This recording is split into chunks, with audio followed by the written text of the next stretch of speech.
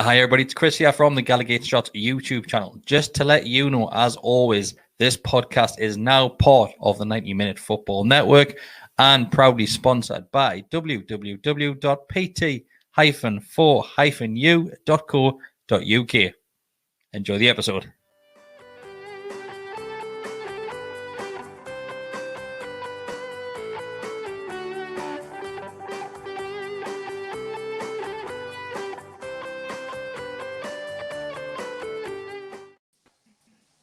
Hi everybody, welcome back to the Gallowgateshots podcast on the Gallowgateshots YouTube channel. We are back with another match preview. Hopefully, our predictions are a lot better this week than what they were last week. Well, not necessarily the predictions, but the result on the back of those predictions.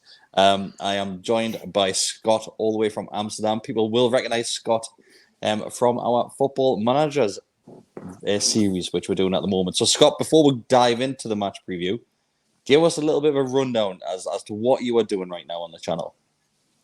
Yeah, hi, cheers, Kris.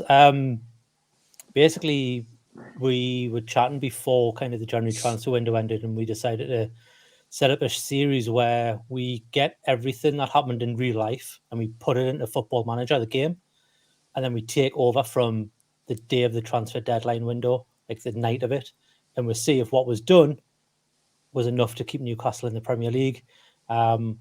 Just put up the 9th episode, so we're a bit ahead of real life. It's going okay. It's a lot harder job. It's a lot harder job than I thought it was going to be. It's going okay. It's going okay. I think it's probably the perfect word to describe it as, mate. Just okay when it comes to Premier League matches. But on the way to Wembley, Scott is taking Newcastle United to Wembley, so you will be able to tune into those, anybody who is watching or listening to the audio podcasts. I am also joined by Iain and Daryl. Daryl, those flowers are still blossomed behind you, mate. Is that a new bunch or is that the same bunch from last week? Well, I'm beginning to think they might be fake. But I think there is actually water in the vase, so they're definitely real. So they're doing well. Maybe that's all part of the fakeness, mate. Trickery of the mind. Quite possibly. How are you, mate? You well? I'm very well, mate. Yeah. It was. I still can't explain what happened on Sunday down at Spurs. You know, the atmosphere was a bit weird. You know, we covered it on Monday night during your With Smiling Faces podcast. It just felt a bit weird, and obviously the second half it was just collapsed really. A little bit concerning, yeah. But you know, the lads have got it. I have faith in the lads and in Eddie to turn it around, and hopefully we'll start with 3 points tomorrow night. Yeah. Ian, I'm going to ask you how you are as well, mate. I'm not going to miss you out. How are you? I'm great, mate. Yeah, life's good at the minute. Life is good. My back's not, but life is. Great. Good to hear, mate. Well, let's just jump straight into it. I'll stick with you, Ian. Yep. Obviously, the back of that Spurs role, that second half, unlike the recent Newcastle United, which we have seen, very shaky at the back. Dan Burn tied in absolute knots for majority of that 45 minutes, if not all of those final 45 minutes.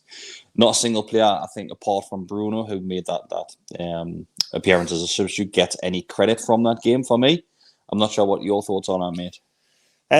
It was just a really bad day at the office, wasn't it? You're right in saying sort of it's nothing how we've looked under Eddie Howe, especially recently. I thought although the first 20 minutes, I know they had a lot of the ball, and I thought we looked very compact, very difficult to break down. It just sort of kept going back into their centre halves, sort of middle of the pitch. But yeah, very, very bad day at the office. Like you say, no one really came away with any credit. But agree with Daryl. I think the lads and sort of the mentality that they've shown over the last couple of months under Eddie Howe, they're able to quote a famous past manager, dust themselves down, roll their sleeves up and go again. Yeah, that was the third defeat on the bounce, mind. Momentum's well and truly gone now. What we had going, obviously, before that upset at Chelsea. I'm saying upset because we should have won that game, really. Scott, going into this game, this is a tricky one coming up against Wolves. Wolves' away record is very good this season. And Wolves are one of those teams that go under the radar, I would say, quite a lot. you don't realise how good they are until you come up against them. Then you think, actually, these can actually play some football. Yeah, I think it's the sort of team we're so used to being in, like, say, a championship and lower down, and you're thinking, it's Wolves, but they're a really good team, mate. They are, and they came up the season after we did, and we knew from the championship how good they could play, and I think they took everyone in the Premier League by surprise, getting back-to-back 7th places, and then I think they got into Europe, and then they had a poor season when they got to Europe because they didn't have the squad like so many teams have. But this season, yeah, I know it's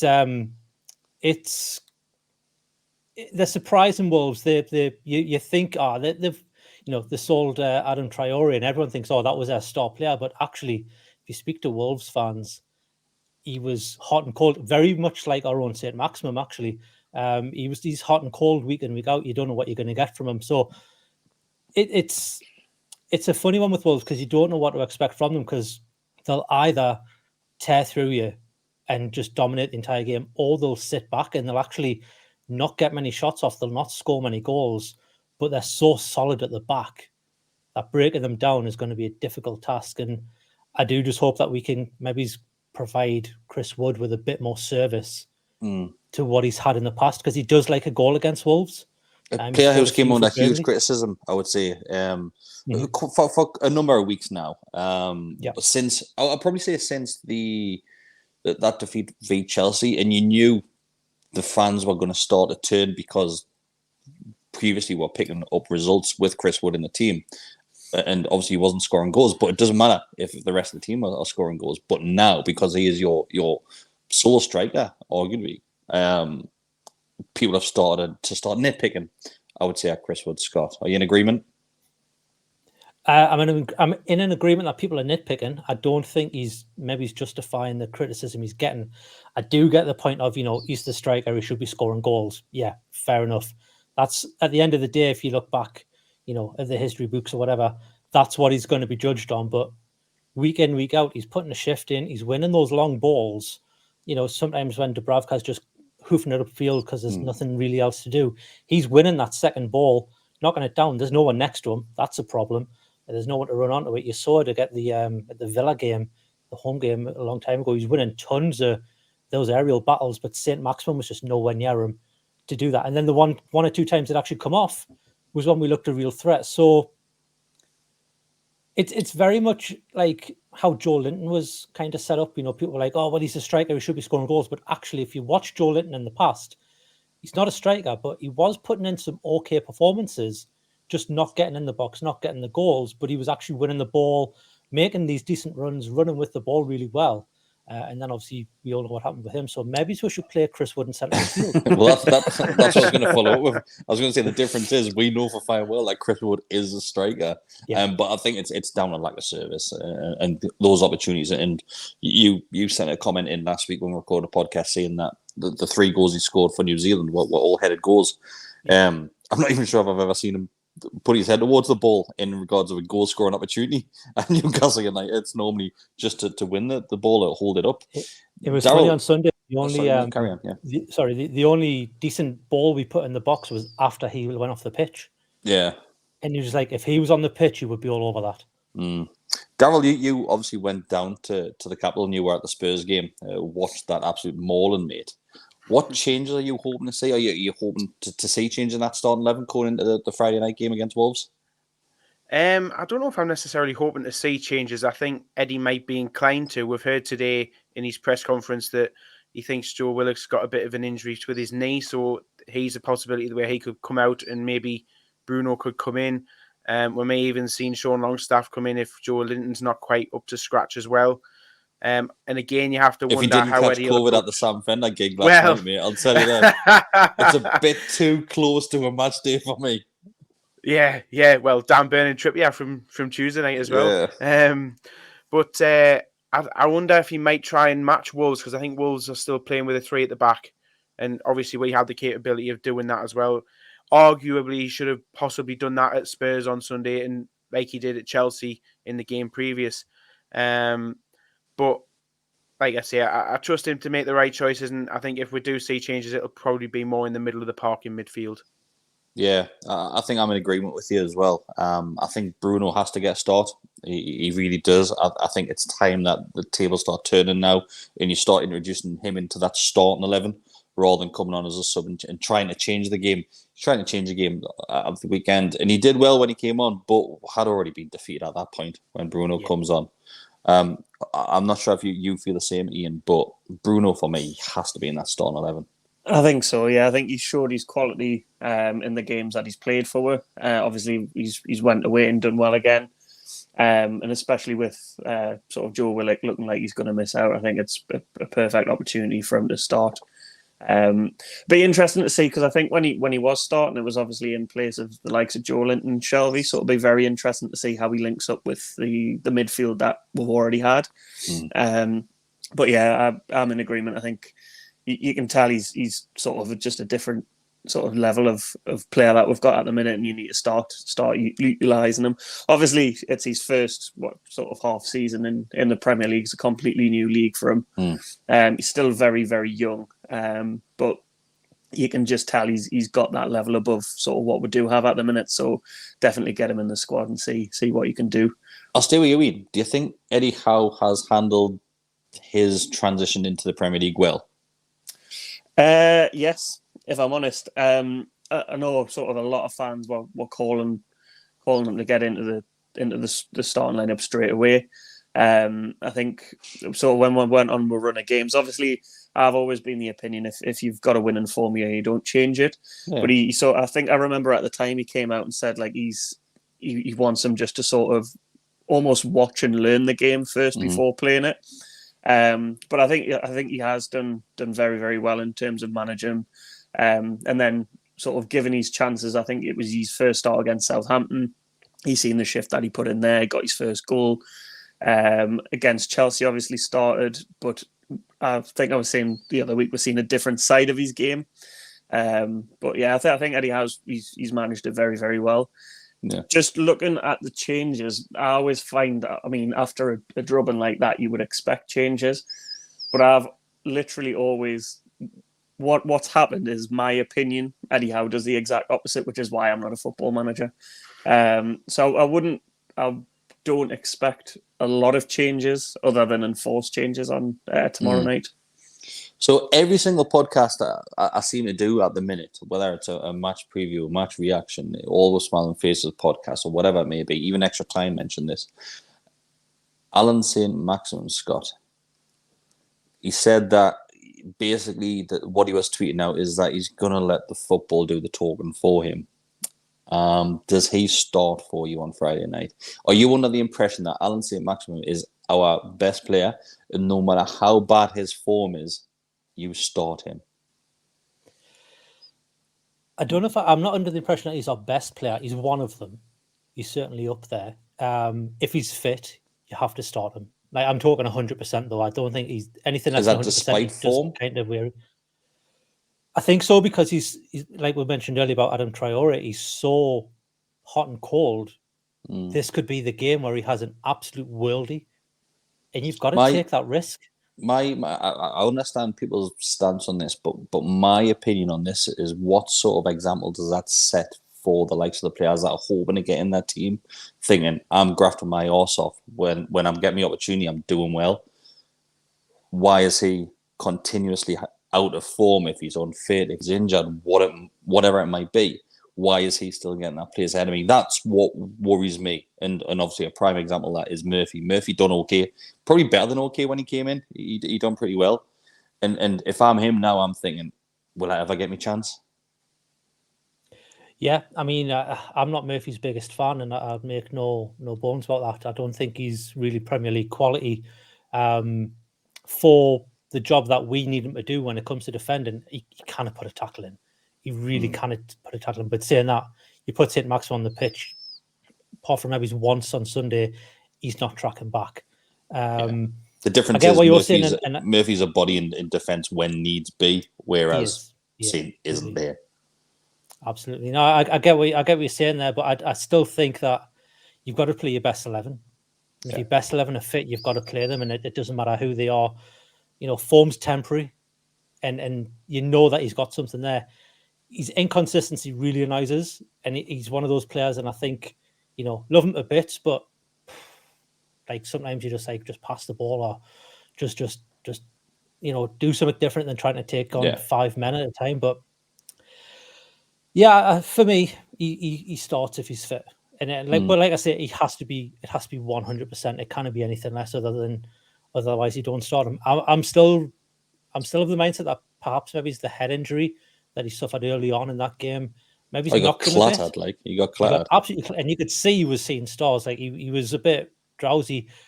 Maybe he shouldn't have continued. Maybe that affected his performance. I don't know. Like the only person who knows that is Alan Saint-Maximin. But from what we've seen in the past, he can take a beating. Like he gets kicked all over every single game. I just wonder if you don't play him, does that provide more of a shock to the opposing team and get them riled up, going, well, he's not playing. We've got a better chance now than we had done if he was on the pitch. Like it's a two-way street when it comes to the mentality side of it. So it's a tough call, and I wouldn't like to be in Eddie Howe's shoes to make that call. Yeah.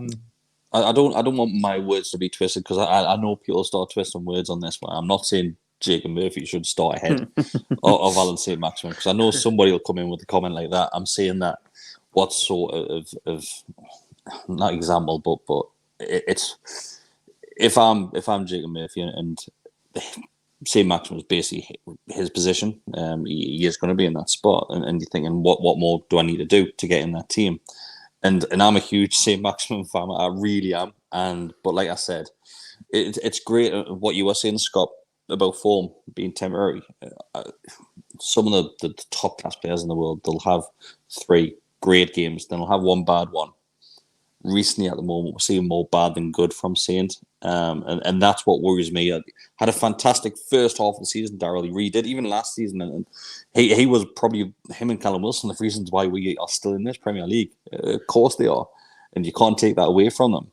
But he needs to pull his finger out, Daryl. He has to.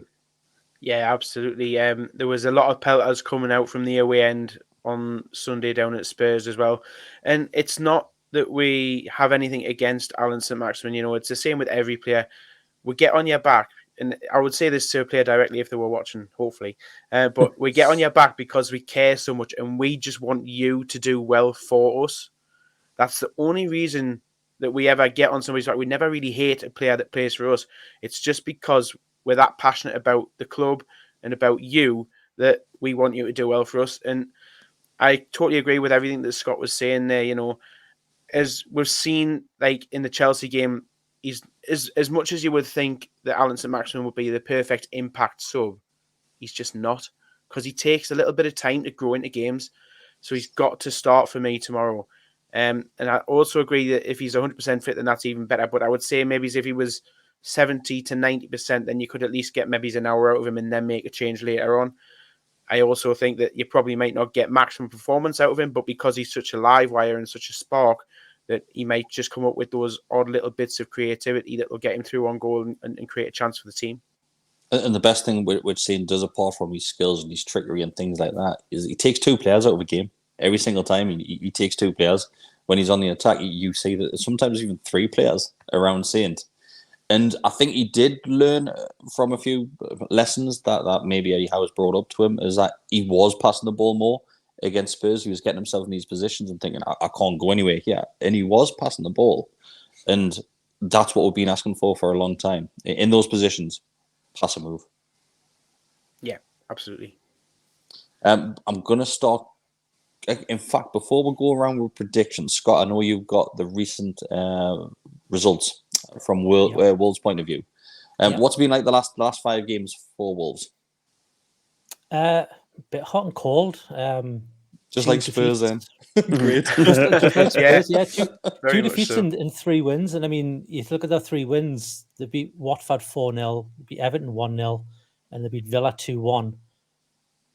Their 2 defeats came against Leeds and Palace. They did have a man sent off against Leeds. So, and that's obviously going to benefit us because he's still suspended. Yeah. And like I said before, Jimenez are out, aren't they? Yeah, that's right. 2 important players are out, which I said this morning in the WhatsApp group, like that is great for us. Like them 2 not playing. Yes, they've still got some good players, but that's a big Brucey bonus for us if that's going through. And I don't mean SB when I say Brucey. That last Bruce. So yeah, I mean they've been quite inconsistent. But then you look past that, they got beat off West Ham, they got beat off Arsenal, they beat Leicester, they beat Tottenham. So like you don't know what's going to turn up. It's going to be a really tough game. And I think I mentioned this earlier. Like with Wolves, you either get a dominant performance and they don't score many goals, or they'll stand back and they'll score a couple of goals. Like it's a really weird one with Wolves. Iain, we need a reaction. We definitely need a reaction from that game. It's been a long time since we've taken an absolute hiding like that. Like we've seen similar to and we mentioned this on Monday nights recording on the podcast. Very similar to Pardew days, where you would just capitulate. Admit defeat. Yeah, as soon as you concede the second, you're done, and it's just damage limitation after that, and they just walk through you. They weren't even trying, Spurs at one point. It was very similar to the Leicester game, I thought, just before Christmas. I think that's probably the last time we're shipped in as many goals. For tomorrow night's game, Wolves is always a tricky one, but again, agreeing with what Scott said, they are very hot and cold at the minute. But I agree with what you say; they do go under the radar, and you don't really realise how good of a team they are until you start to come up against them. The last 2 seasons has been 1-1 draws as well. Made a habit out of 1-1 draws, mate. Absolute habit. I think even down their place, not the game this season, but I think a couple of seasons in a row it's been 1-1.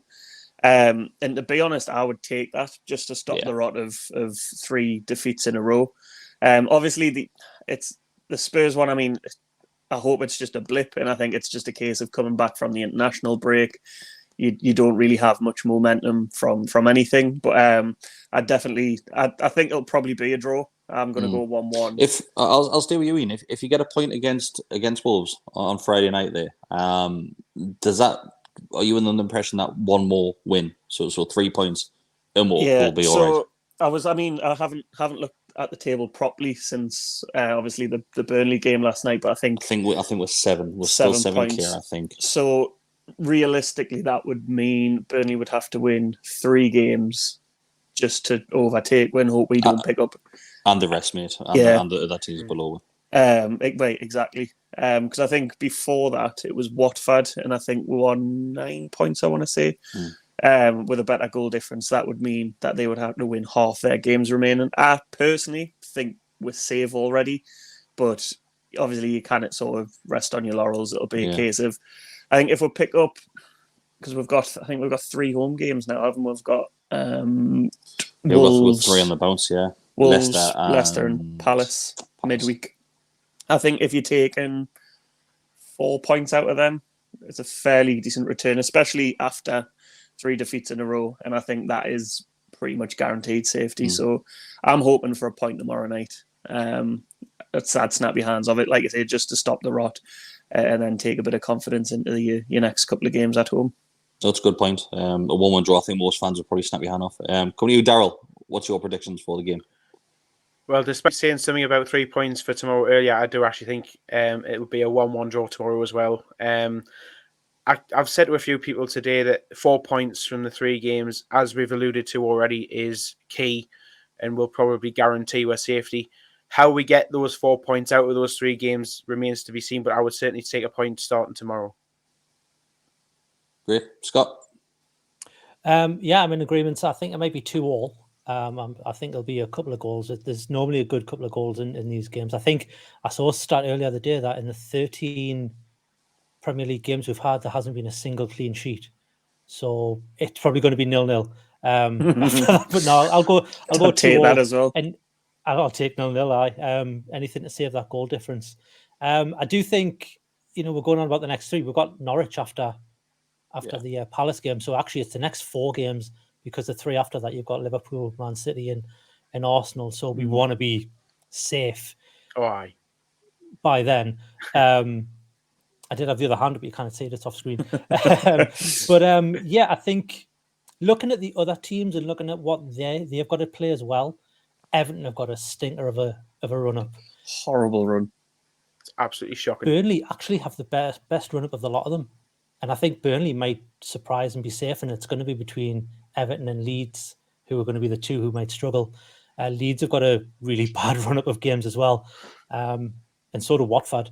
So I'm of the opinion that we're safe already, but 4 more points for me is that tip of the iceberg where we'll be, done. That's nice.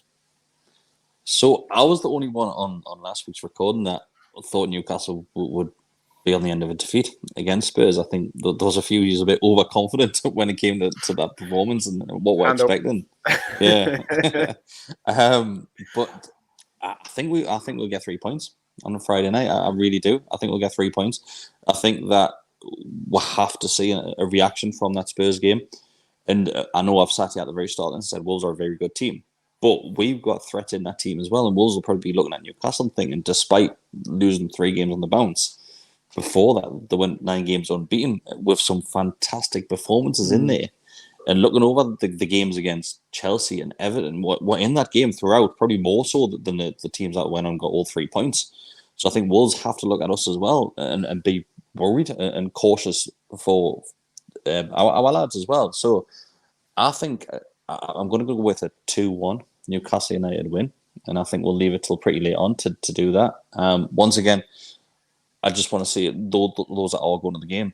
And then a sellout crowd, and it's going to be a fantastic atmosphere. You can just see it coming a mile off now. I'm not sure. I'm pretty confident that the Wall Flags lads will have something arranged. They were putting some posts out earlier. Yeah.